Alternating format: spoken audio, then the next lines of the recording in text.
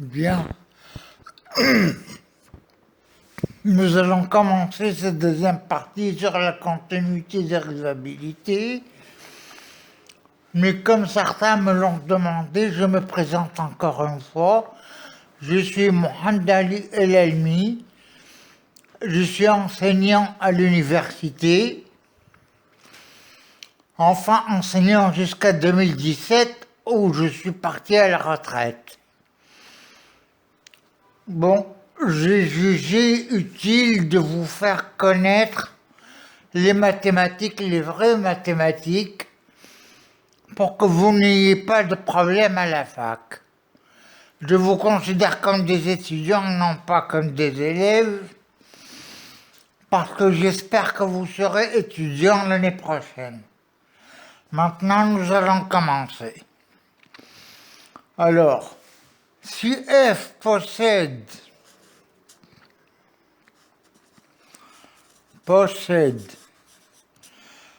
une dérivée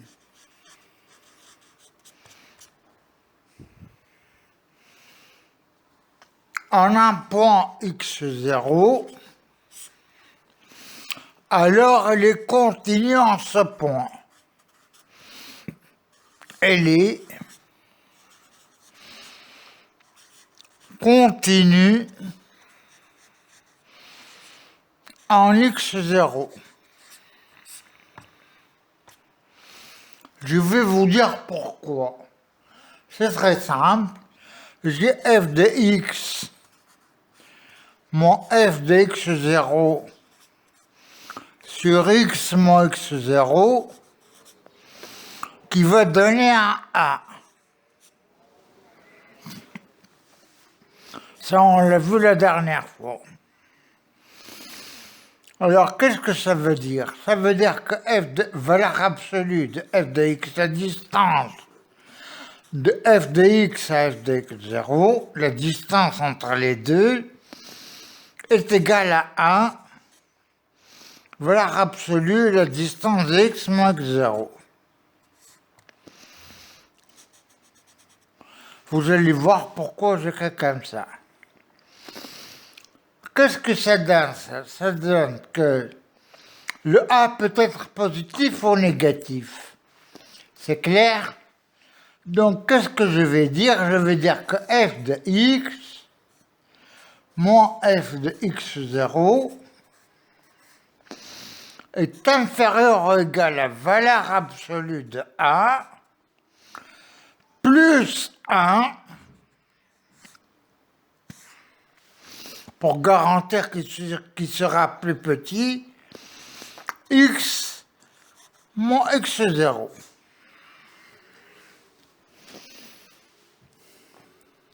Bien. Quand x tend vers x0, cette quantité va tendre vers 0. Et donc le f de x moins x0 qui est positif ou nul en valeur absolue, f de x moins f de x0 va tendre vers 0. Donc f de x va tendre vers f de x0, ce qui prouve qu'elle est continue. Et cela à droite ou à gauche, hein, parce que c'est en valeur absolue, c'est en distance. Limite à gauche et limite à droite, c'est la même chose ici. C'est clair, donc f dérivable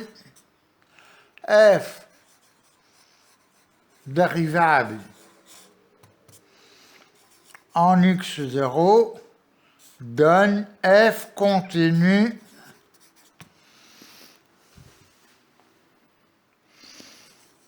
en x0. Le contraire n'est pas vrai. F peut être continu et non dérivable en x0. F peut être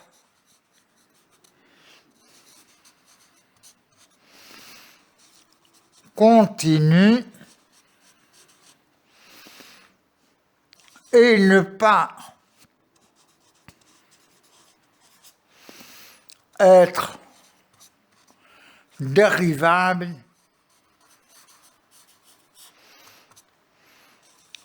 en x0. Comme exemple, nous avons pris racine de x en x0 égale 0. Elle n'est pas dérivable, elle est continue, mais elle n'est pas dérivable. Bien.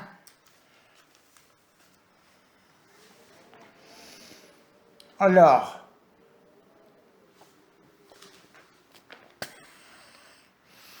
une remarque avant que je passe aux choses sérieuses.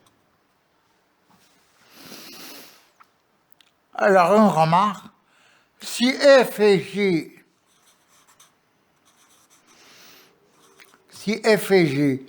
ne sont pas dérivables,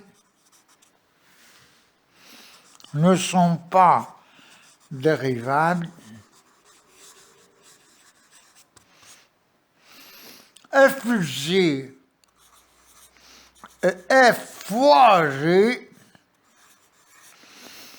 peuvent être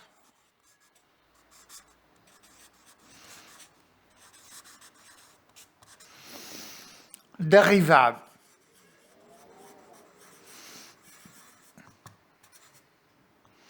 Je vous donne des exemples. Si je prends x moins racine de x, elle n'est pas dérivable en 0, puisque racine de x n'est pas dérivable en 0, et x plus racine de x, qui n'est pas dérivable en 0 pour la même raison. Mais la somme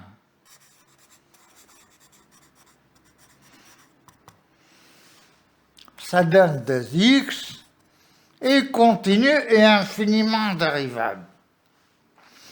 De même, le produit, ils sont conjugués l'un de l'autre, ça donne A2 moins B2. Le produit,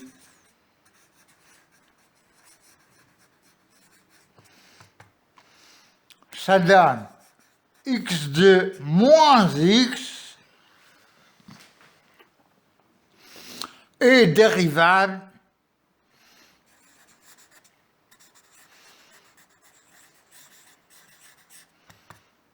partout.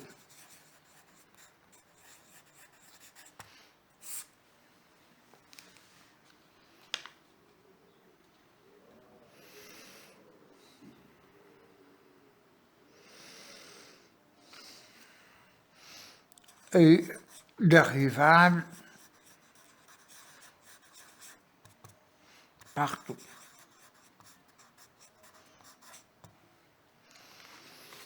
Bien.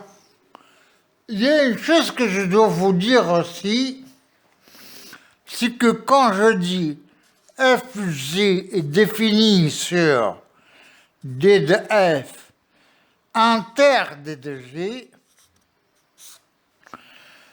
ça ne veut pas dire que ça c'est le domaine, c'est au moins le domaine.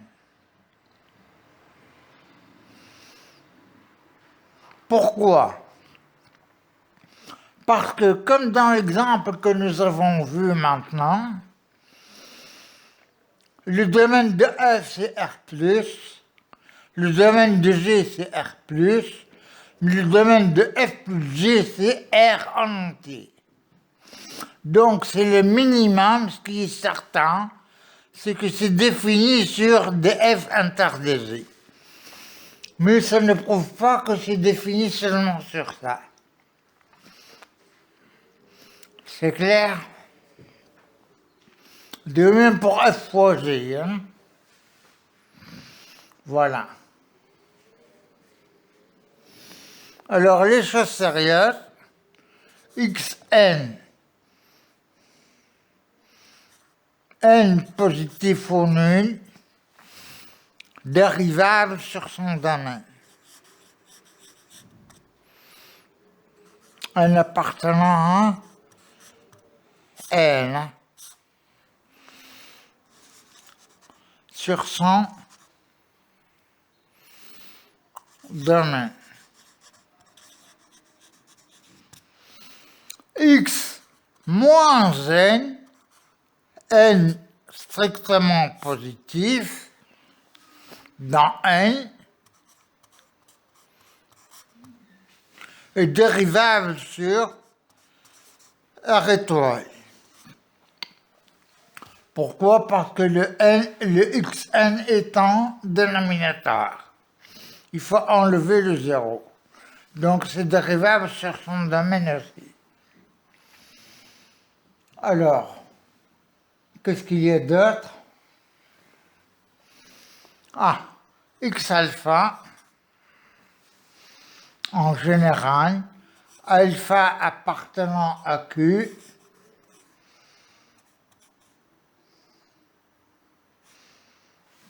étoile,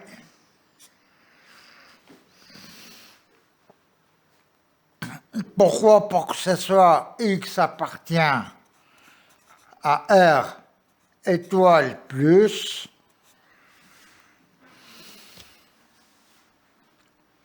est dérivable sur son domaine. Est dérivable sur son domaine.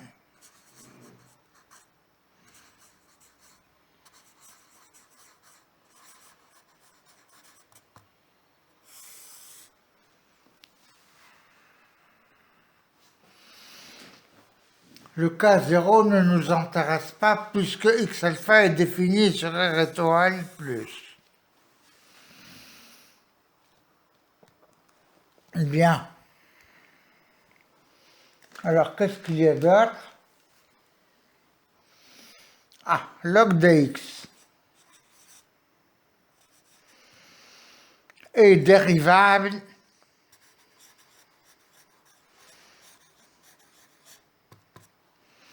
sur son domaine, qui est R étoile plus. Son domaine.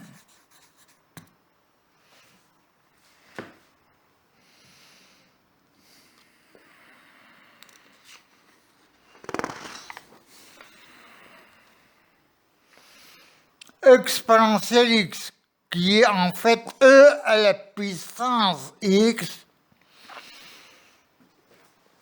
Je ne sais pas pourquoi on l'appelle exponentielle, c'est un peu lourd, à mon avis, à mon humble avis, bien sûr. Exponentielle x qui est e puissance x est dérivable sur R. D'ailleurs, exponentielle x prime, c'est tout simplement exponentielle x. Et log de x,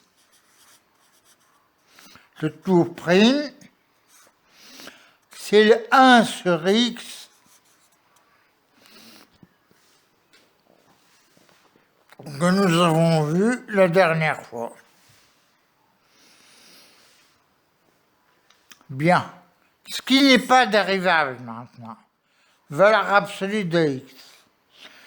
Valeur absolue de f a des problèmes aux valeurs où ça s'annule. Valeur absolue de x n'est pas dérivable en 0. N'est pas dérivable en 0. Ça veut dire que valeur absolue de f n'est pas dérivable pour f de x égale 0. Il faut déterminer les x.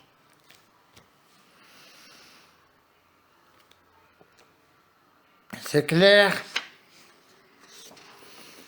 Et E partie entière de x, évidemment, elle n'est même pas continue, elle n'est même pas dérivable. À propos, si elle n'est pas continue, elle n'est pas dérivable. Hein. Si f n'est pas continue, elle n'est pas dérivable. elle n'est pas dérivable.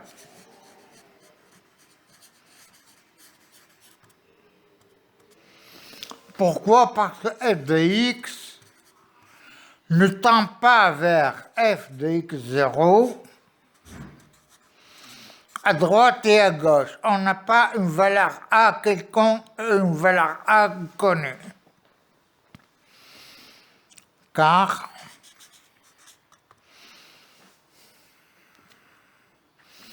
il y a deux limites. Si on a limite à gauche, différente de limite à droite.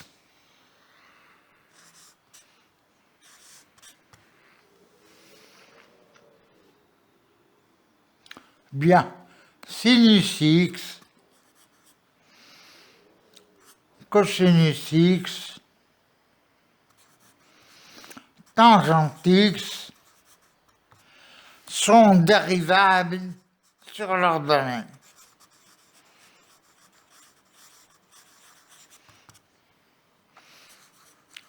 D'ailleurs, nous allons montrer que la dérivée de cosinus x est moins sinus x et la dérivée sont dérivables sur leur domaine, qui est R. Pour la tangente, évidemment, il faut enlever le cosinus égale 0.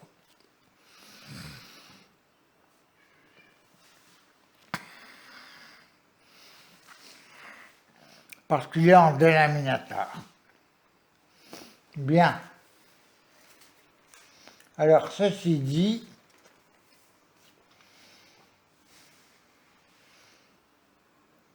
nous allons montrer que la dérivée de cosinus x en x0, cosinus en x0, sa dérivée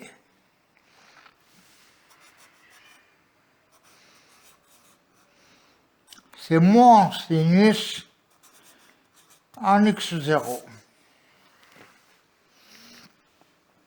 Pour que tout soit clair. Vous vous rappelez de la formule trigonométrique cosinus a plus b, n'est-ce pas? Cosinus x moins cosinus x0 sur x moins x0. Qu'est-ce que je fais?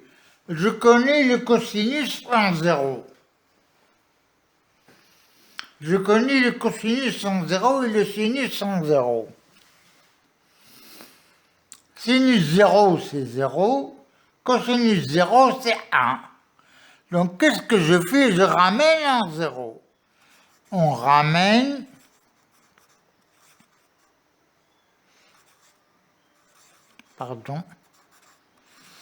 on ramène en 0. C'est-à-dire, je prends x moins x0, qui va tendre vers 0, plus x0. Moins x0 plus x0 va disparaître et je vais retrouver le x. Ça, je l'appelle h. Ça, je l'appelle h, comme dans les livres, évidemment.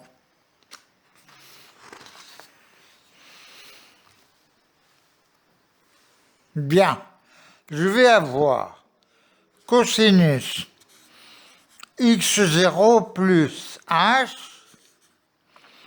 qui est cosinus x, moins cosinus x0 sur x moins x0, on a dit que c'était h,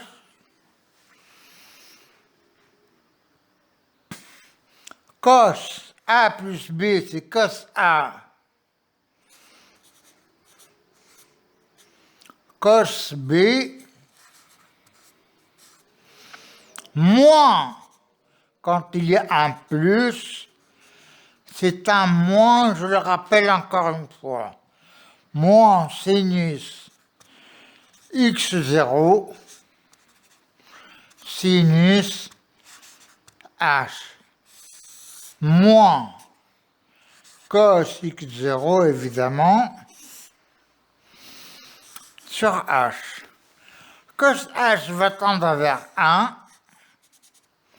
Les cosinus vont disparaître, partie infiniment 1. Qu'est-ce qui reste? Moins sinus x0 fois sinus h sur h qui tend vers 1.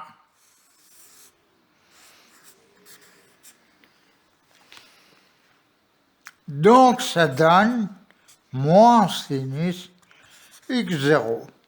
Ah, à propos du sinus h sur h.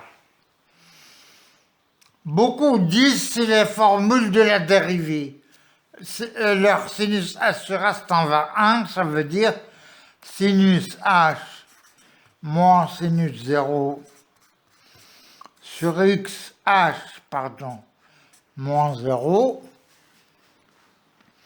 C'est la dérivée en 0. Non, il y a une formulation qui donne sinus h sur h qui n'a rien à voir avec les dérivés. Rien à voir. C'est une considération sur les surfaces. Vous pouvez vous reporter à YouTube, évidemment. Ça doit exister si montrer que sinus h sur h tend vers 0 quand h tend vers 0. Ça doit exister. Faites sinus x sur x, limite de sinus x sur x égale 1. Vous trouverez une vidéo qui vous donnera la démonstration.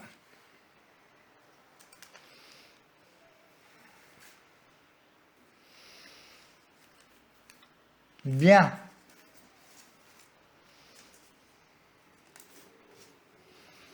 Maintenant, nous allons aborder la dérivée seconde.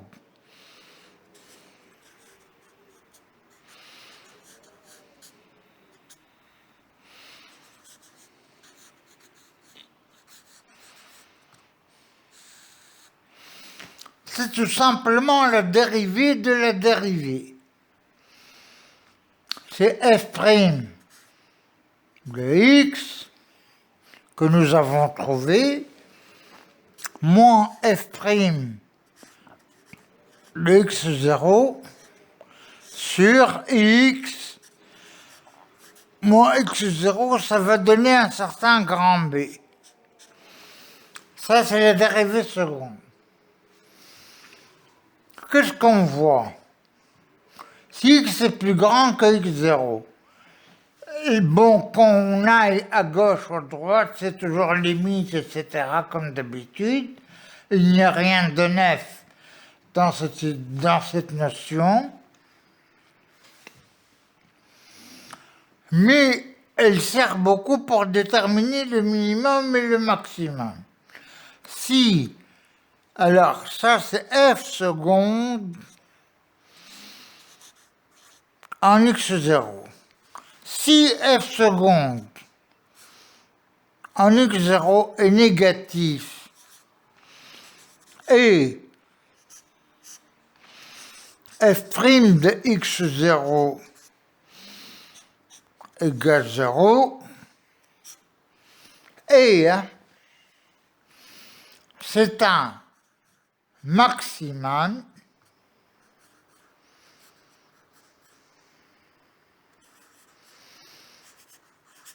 en x0, et si f seconde de x0 est positif et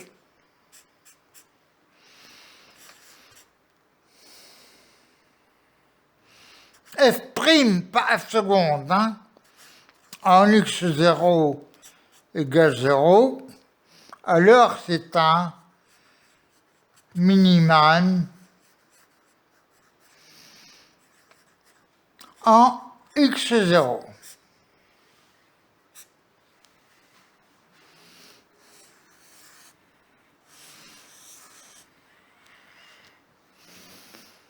Bien, je peux vous l'expliquer rapidement. Supposons que j'ai une fonction comme ça. La dérivée est nulle, ça veut dire que la tangente est parallèle à l'axe des x. Ici, la tangente va être positive et ici, elle va être négative. Elle passe du positif au négatif, donc elle est négative. Donc sa dérivée est négative. Elle passe, la tangente passe du positif au négatif. Cela veut dire que f seconde est négative. Et contrairement à ça, elle passe du négatif au positif. Donc f seconde va être positif. Ça, c'est rapidement ce que ça veut dire.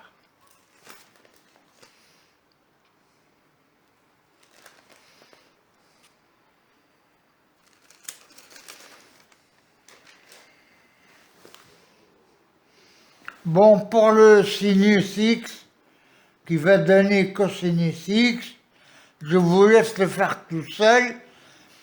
Je vous rappelle que sinus A plus B, c'est sinus A cosinus B, plus, alors sinus A plus B, je vous le rappelle, regardez votre frigo, est égal à sinus A cosinus B, plus, s'il y a un plus par là, il y a un plus par là. Sinus B, cosinus A.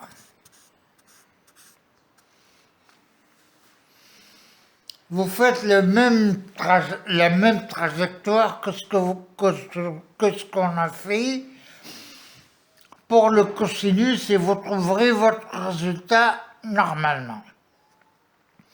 Merci, c'est fini pour ce cours. La prochaine fois, nous allons faire des exercices. Corriger en détail comme d'habitude pour vous faire comprendre le système comme il faut. Merci et au revoir.